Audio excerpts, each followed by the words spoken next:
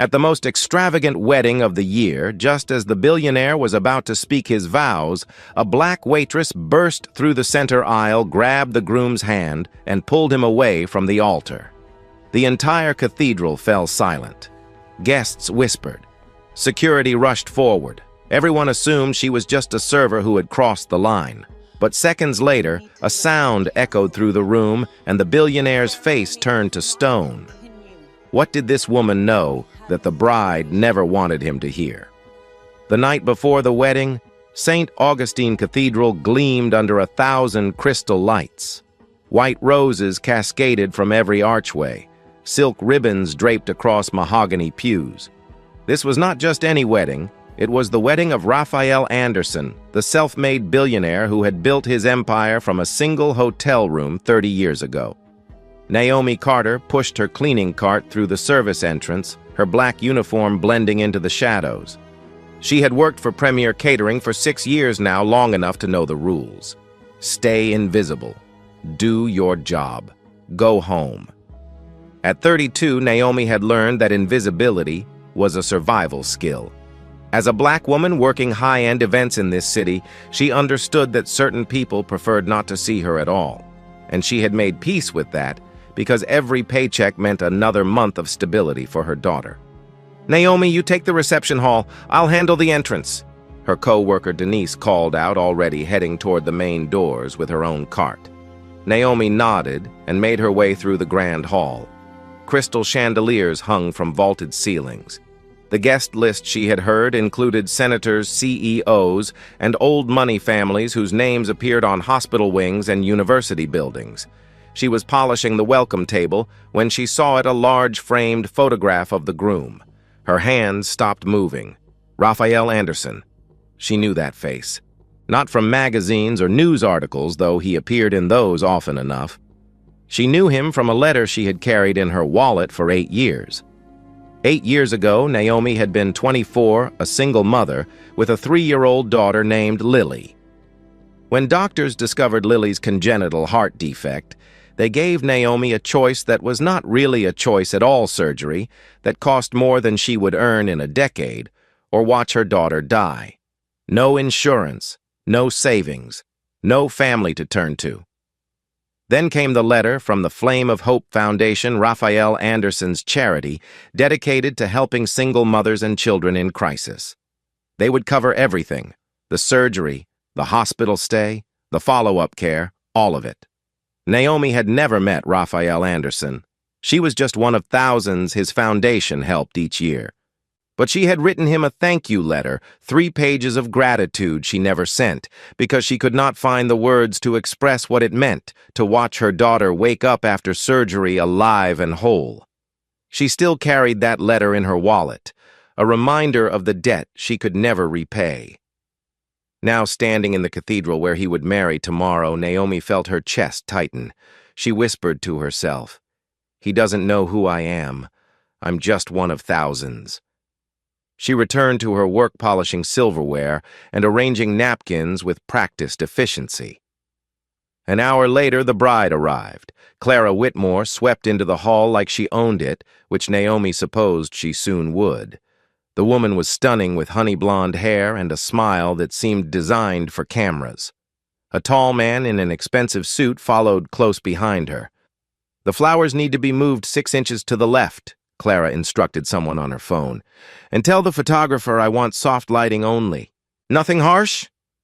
Naomi stepped aside to let them pass her arms full of champagne flutes. Clara did not step aside. The collision sent 3 glasses crashing to the marble floor. Champagne splashed across Naomi's shoes. Shards of crystal scattered everywhere. "Oh, for God's sake," Clara muttered, not to Naomi but to the man beside her. "They should hire people who actually know how to do their jobs." Naomi knelt immediately, gathering the broken pieces with her bare hands. "I'm so sorry, ma'am. I'll clean this up right away." Clara did not acknowledge her. She simply continued walking, heels clicking against the marble. The man glanced back at Naomi just for a moment, then followed Clara toward the bridal suite. Naomi heard Clara's voice drifting back. "I cannot stand seeing these people during the ceremony. Make sure they stay out of sight." Denise appeared at Naomi's side, helping her collect the glass. "You okay?" "Fine. Don't let her get to you. We're just the help, remember, invisible." Naomi said nothing. She finished cleaning and returned to her cart, but something cold had settled in her stomach. By 11 that night, most of the preparation crew had gone home. Naomi remained behind to finish cleaning the bridal suite area overtime she needed for Lily's school supplies. She pushed her cart into the storage room adjacent to the bridal suite, entering through the connecting door. The main suite appeared empty, its lights dimmed. She began restocking supplies in the darkness, working by the faint glow from the window. Then she heard voices. The door to the bridal suite opened. Clara's heels clicked against the floor. The man's voice followed the same man from earlier. "Everything is in place," he said. "After the wedding, the prenuptial agreement gives you access to 30% of his assets within the first year, but the real prize is the foundation." Naomi froze. The connecting door between the rooms stood slightly ajar. Through the gap, she could see shadows moving. Clara laughed softly. "The Flame of Hope Foundation. That old fool pours hundreds of millions into that meaningless charity. Once I'm on the board as his wife, I'll redirect the funds gradually. No one will notice until it's too late." Naomi pressed herself against the wall, heart pounding so loud she feared they might hear it. "And if he finds out?" Marcus asked. "He won't." Clara's voice dripped with confidence. "Raphael trusts me completely. He's lonely, desperate for companionship, and I've given him exactly what he wanted to hear for 2 years. After I control the foundation, I'll slowly push him out of decision-making. Then either a divorce with a massive settlement, or I'll arrange for him to retire early if necessary." "What about his daughter?" "She lives in Europe. Doesn't care about her father. I've done my research. No one will stand up for him." Naomi's hands trembled. Slowly, silently, she pulled her phone from her pocket and pressed record. For the next several minutes, she stood motionless in the darkness, capturing every word. Clara discussed timelines, legal strategies, and how she had manipulated Raphael's emotions since his wife's death 5 years ago. Marcus, apparently both her lawyer and something more, outlined the financial mechanisms they would use to drain the foundation. When they finally left, Naomi remained frozen for a long moment. Then she grabbed her cart and fled through the service exit. Outside, the parking lot was nearly empty. Naomi sat on a concrete barrier, her phone clutched in her shaking hands. She played the recording back, hearing Clara's voice again. "That old fool pours hundreds of millions into that meaningless charity." The Flame of Hope Foundation, the charity that had saved Lily's life. If Clara succeeded, how many children like Lily would lose their chance? "Naomi!" Denise emerged from the building, pulling on her jacket. "What are you doing out here? You look like you've seen a ghost." Naomi told her everything. Denise's face went pale, then hard. "Delete it." "What?" "Delete that recording right now." Denise grabbed Naomi's arm. "Are you insane? This is a billionaire's wedding. You're a black waitress who crashed into the bride earlier today?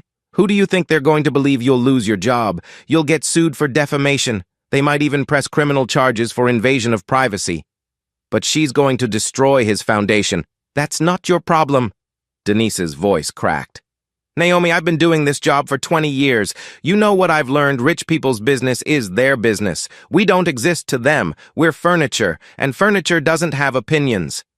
Naomi stared at the phone in her hands. Denise softened her voice. "Think about Lily.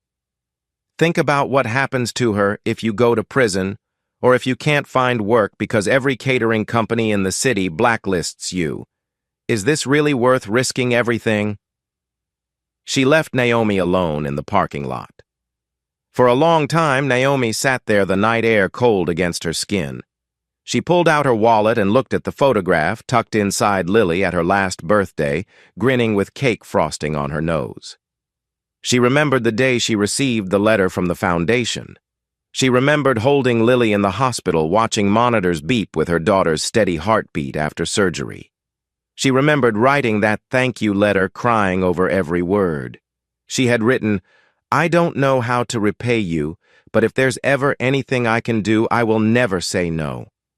Naomi looked at the cathedral, its spires reaching toward the dark sky. If someone had known the truth back then, if someone had chosen silence, would Lily still be alive? She could not answer that question. But she knew one thing, with absolute certainty: she could not stay silent now. The problem was simple and impossible. She was a black waitress with no status, no power, and no voice. And tomorrow she would have to stop a billionaire's wedding. The morning sun cast golden light through the stained glass windows of St. Augustine Cathedral. By 7 o'clock, the building hummed with activity, florists making final adjustments, photographers scouting angles, and catering staff preparing for the 500 guests who would arrive in just a few hours. Naomi had not slept.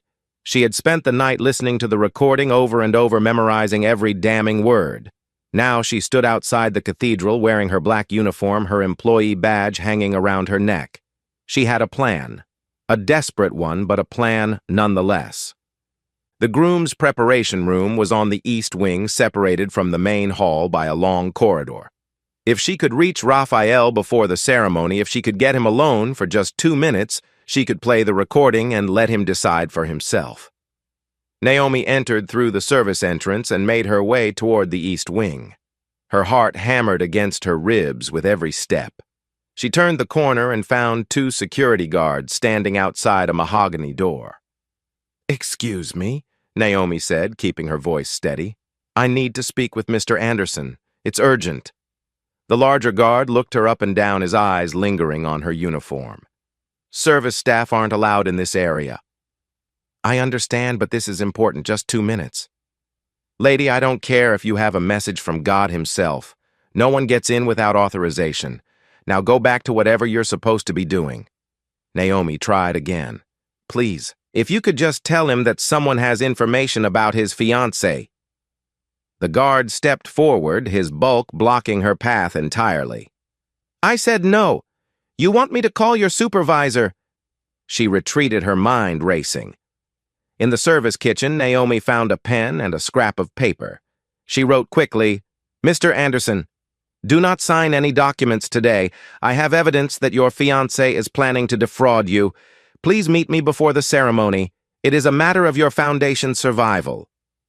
She hesitated, then signed it simply with the letter N. A young server named Derek was arranging appetizers nearby. Naomi approached him with the folded note. "Derek, can you do me a favor? I need this delivered to the groom's room. It's important." Derek took the paper with a shrug. "Sure, no problem." Naomi watched him disappear down the corridor, hope flickering in her chest. What she did not see was Clara Whitmore walking through the same corridor 5 minutes later, her white silk robe flowing behind her as she moved between rooms. Clara spotted Derek, noticed the paper in his hand, and stopped him with a single raised finger. "What's that?" Derek fumbled. "Just a note for Mr. Anderson, ma'am. One of the catering staff asked me to deliver it." Clara held out her hand, her smile not reaching her eyes. "I'll take it to him. We're about to see each other anyway." She took the note before Derek could respond. As he walked away, she unfolded the paper and read. Her face went cold. Clara summoned the catering manager to the bridal suite within 10 minutes. The manager, a thin man named Patterson, who had worked too many years in this business to question wealthy clients, arrived with a clipboard and a nervous expression. "I need you to find out who wrote this." Clara handed him the note. "And I need that person removed from the premises immediately." Patterson examined the handwriting, the paper, the letter N at the bottom.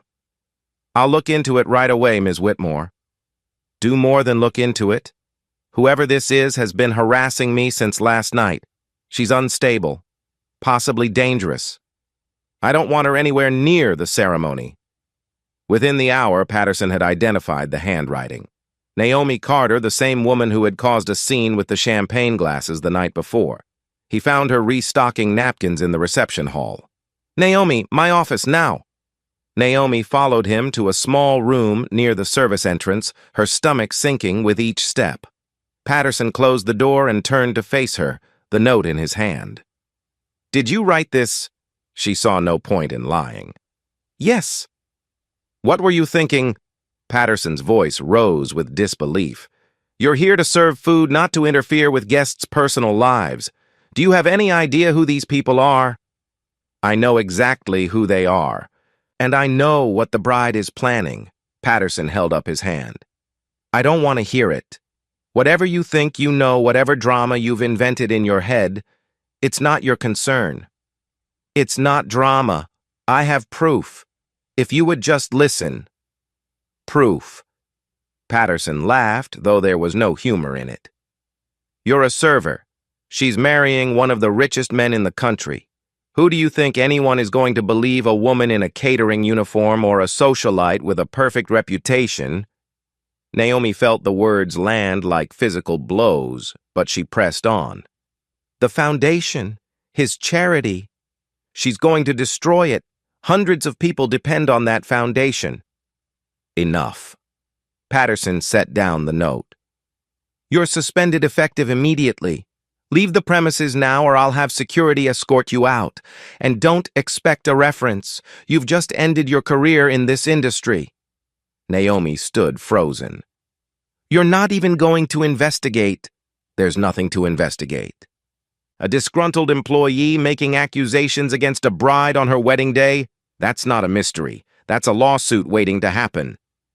Patterson opened the door. "Go home, Naomi, for your own sake." 5 minutes later, Naomi found herself standing outside the cathedral gates, her employee badge confiscated, her uniform, suddenly feeling like a costume for a role she was no longer allowed to play. Guests had begun arriving. Limousines lined the street. Women in designer gowns and men in tailored suits streamed toward the entrance, laughing and greeting each other with air kisses. None of them looked at her. She was invisible again, not even worth noticing. Denise rushed out through the service entrance, still in uniform. "Naomi, I heard what happened. Are you okay?" They wouldn't listen. Of course they wouldn't. Denise's voice carried a mix of sympathy and frustration. "I told you this would happen. Now what, you've lost your job, you've probably got a complaint on your record, and for what?" Naomi stared at the cathedral doors. Through them, in less than an hour, Raphael Anderson would marry a woman who planned to rob him of everything he had built. "I can't just leave," she said quietly. "Yes, you can. You walk to your car, you drive home, and you hug your daughter. That's what you can do." Denise grabbed her shoulders. "Think about Lily. She needs her mother employed, not in jail for trespassing or harassment." The mention of Lily made Naomi's breath catch. Denise softened her voice. "I know you want to do the right thing, but sometimes the right thing for other people isn't the right thing for your family. Let it go." She squeezed Naomi's arm one last time, then hurried back inside. Naomi walked slowly to her car parked 3 blocks away. She sat in the driver's seat without starting the engine, her hands resting on the steering wheel. From her wallet, she pulled out 2 items. The first was the photograph of Lily, 11 years old now, healthy, brilliant, with her mother's eyes and a smile that could light up any room. The second was a letter folded so many times the creases had worn thin. Naomi unfolded it carefully and began to read her own words from 8 years ago. "Dear Mr. Anderson, I don't know how to begin this letter. 3 months ago, my daughter Lily was dying. The doctor said she needed surgery that I could never afford. I had no insurance, no savings, no hope. Then your foundation reached out. You saved her life. You gave me back my daughter. I've tried 100 times to write to you, but words feel so small compared to what you gave us. All I can say is this: I don't know how to repay you. I don't know if I ever can. But if there's ever anything I can do for you, I will never say no. I promise you that. With all my heart, Naomi Carter." She had written those words in a hospital room, tears streaming down her face, as Lily slept peacefully after surgery, her heartbeat strong for the first time in her short life. Naomi refolded the letter. She thought about what Denise had said. Let it go. Think about your family. But wasn't that exactly what she was doing? If someone had known the truth about the foundation 8 years ago, if someone had seen corruption coming and chosen to stay silent, would Lily have received that letter? Would she have gotten that surgery? Would she be alive today? Naomi could not answer those questions, but she could answer this one. What kind of example would she set for her daughter if she walked away now? She looked at the photograph one more time. Then she got out of the car and began walking back toward the cathedral. The ceremony had already begun by the time Naomi reached the building. Through the massive oak doors, she could hear the organ playing the murmur of 500 voices settling into silence. Her employee badge was gone, but she still knew the building. The service entrance on the south side had a simple lock that the catering staff often left open during events. Naomi slipped inside. She moved through the narrow service corridors past the kitchen where staff were preparing the reception meal, past storage rooms and electrical panels. The sounds of the ceremony grew louder as she approached the main hall. She found a spot near the back entrance, partially hidden behind a column draped in white fabric. From here, she could see everything. The cathedral was breathtaking. Candles flickered in crystal holders. White roses bloomed from every surface. 500 of the city's most powerful people filled the pews, their attention focused on the altar. Raphael stood at the front, distinguished in his black tuxedo, his silver hair catching the light. He looked nervous but happy, the kind of happiness that comes from believing you have found love after loss. Clara walked down the aisle in a gown that must have cost more than Naomi earned in 2 years. She was radiant, every step perfectly measured, her smile flawless. The priest began the ceremony. His voice echoed through the vast space, speaking of love commitment and the sacred bond of marriage. Naomi's hand tightened around her phone in her pocket. The recording was ready. All she needed was the right moment. Then the priest spoke the words she had been waiting for. If anyone present knows of any reason why these two should not be joined in holy matrimony, speak now or forever hold your peace. Silence fell over the cathedral. Clara's smile widened. Raphael reached for her hand. Naomi stepped out from behind the column. She walked down the center aisle, her worn shoes silent against the marble floor. One step, then another, then another. Heads turned. Whispers erupted. Someone gasped. Clara's smile vanished. Marcus, seated in the front row, rose to his feet. Security guards appeared from the sides, converging on Naomi. One of them grabbed her arm roughly. "Mr. Anderson," Naomi's voice rang through the cathedral. "You need to hear this before it's too late." Raphael stared at her, confusion written across his face. "Who are you?" Clara leaned close to him, her voice carrying just enough for the nearby guests to hear. "That's the woman from last night, the one who was causing problems. She was fired this morning. She's mentally unstable." The guard tightened his grip on Naomi's arm. Another grabbed her other side. They began pulling her backward toward the exit. Guests murmured among themselves. Some shook their heads in pity. Others looked annoyed at the interruption. Naomi heard the words they weren't saying. Of course it's her. Just a server. Just a black woman making a scene at a rich man's wedding. Probably looking for attention. Probably looking for money. She had seconds before they dragged her out. With strength born of desperation, Naomi twisted free and ran. She sprinted up the aisle, past the reaching hands of security, past the shocked faces of guests. She reached the altar and grabbed Raphael's hand, pulling him away from Clara. "What are you doing?" Raphael demanded, trying to pull back. Naomi yanked her phone from her pocket and pressed play, holding it up as high as she could. Clara's voice exploded through the silent cathedral. "The Flame of Hope Foundation. That old fool pours hundreds of millions into that meaningless charity. Once I'm on the board as his wife, I'll redirect the funds gradually." The recording continued sharp and clear. "Raphael trusts me completely. He's lonely, desperate for companionship, and I've given him exactly what he wanted to hear for 2 years." Every eye in the cathedral turned to Clara. her face drained of color. The recording played on relentless. After I control the foundation, I'll slowly push him out of decision-making. Then either a divorce with a massive settlement, or I'll arrange for him to retire early if necessary. The silence that followed was absolute. Raphael stood motionless, his hand still in Naomi's grip. His face had turned to stone. Raphael turned slowly toward Clara, his face drained of all color. When he spoke, his voice was barely a whisper. "Tell me that's not you. Tell me that recording is fake." Clara's composure cracked for the first time. Her eyes darted to Marcus, then back to Raphael. "Darling, you have to listen to me. That woman, she manipulated the audio. She's been stalking us. She's trying to destroy what we have." "I heard your voice, Clara." Raphael's words came out hollow.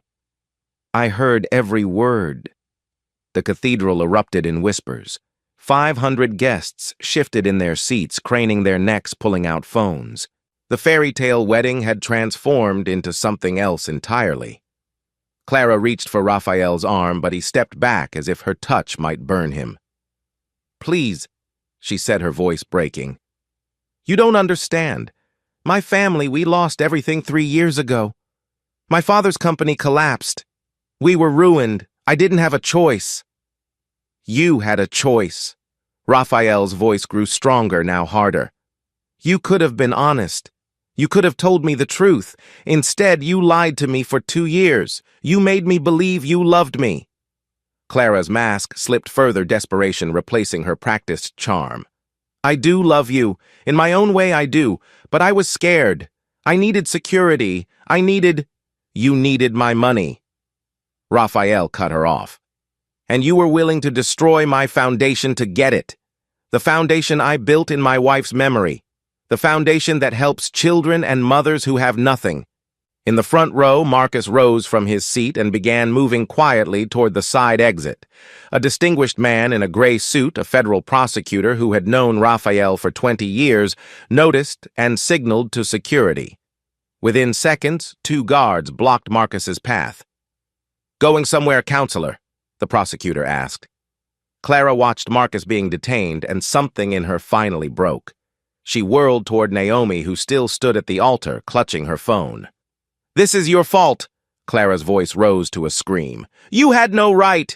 You're nobody, just a servant, a waitress. How dare you interfere in my life?"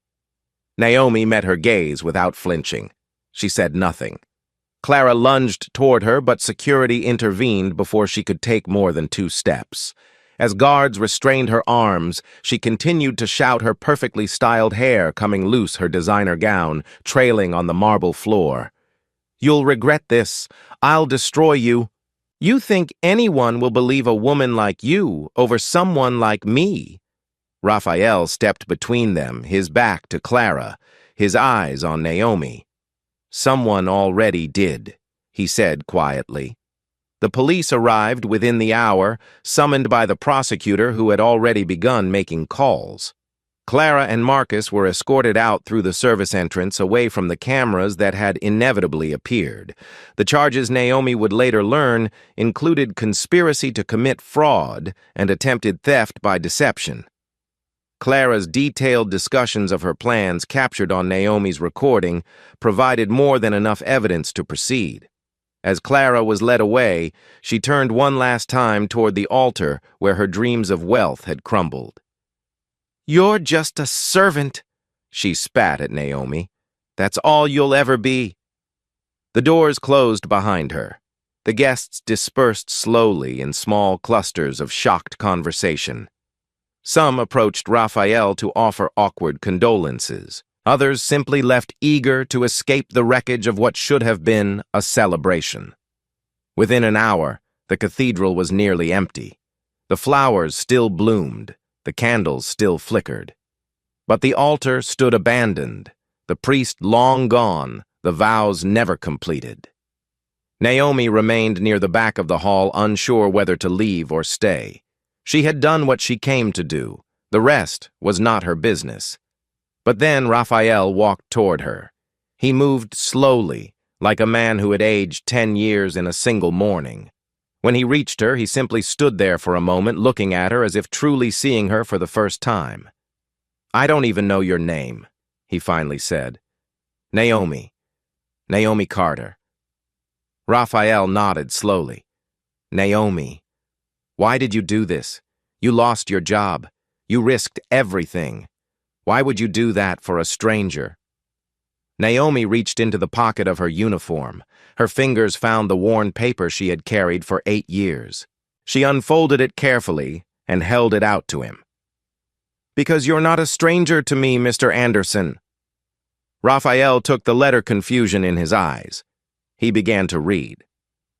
"8 years ago," Naomi said as he scanned the pages, "my daughter Lily was 3 years old.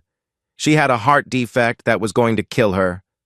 I had no insurance, no money, no family to help. Then I got a letter from your foundation. The Flame of Hope Foundation paid for her surgery. They saved her life." Raphael looked up from the letter, his eyes glistening. "I wrote that letter in Lily's hospital room," Naomi continued. "She was sleeping after surgery, and I was crying so hard I could barely hold the pen. I wanted to thank you, but I never sent it. I didn't think you would ever read something from someone like me. But I made a promise in that letter. I said if there was ever anything I could do for you, I would never say no." She gestured toward the letter in his hands. Today was that day. Raphael read the final lines of the letter, his hands trembling slightly. When he finished, he folded the paper with care and looked at Naomi with an expression she could not quite name. "You don't owe me anything," he said. "The foundation was created to help people like you and Lily. That's what my wife would have wanted. That's what I wanted." He handed the letter back to her. "But I want you to know something, Naomi.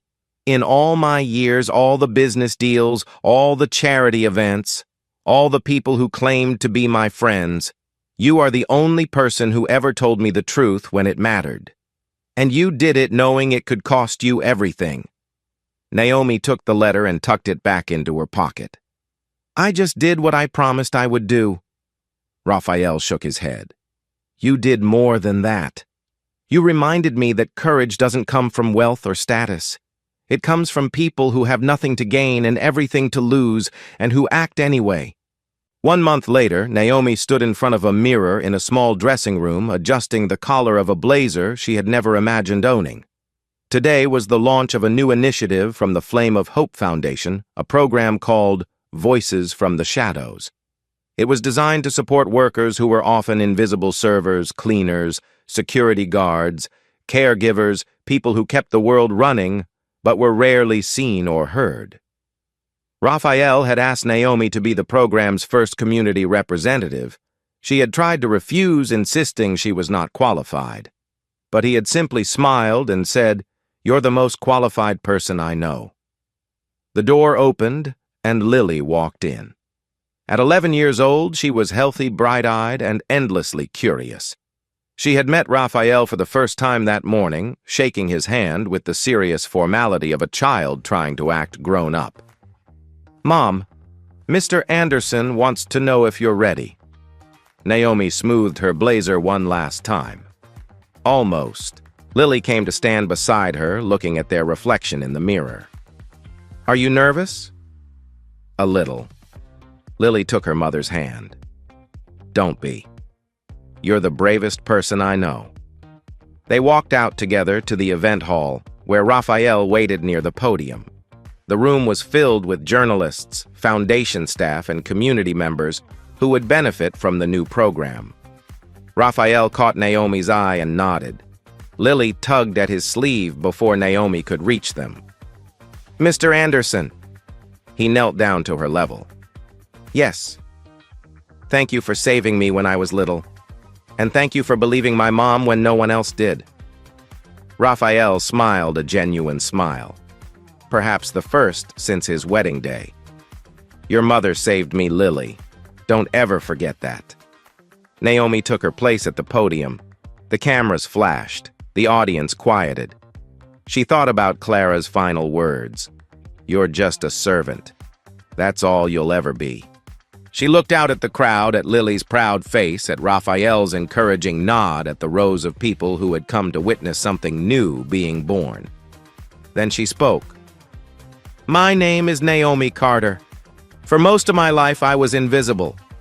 But I learned something important. Sometimes the people no one notices are the ones who see the truth most clearly. And sometimes speaking that truth is the most powerful thing you can do." The wedding had ended in ruins. But from those ruins, something unexpected had grown, not a romance, but something rarer. A connection built on truth, respect, and the belief that every voice matters, no matter how quiet it has been forced to be.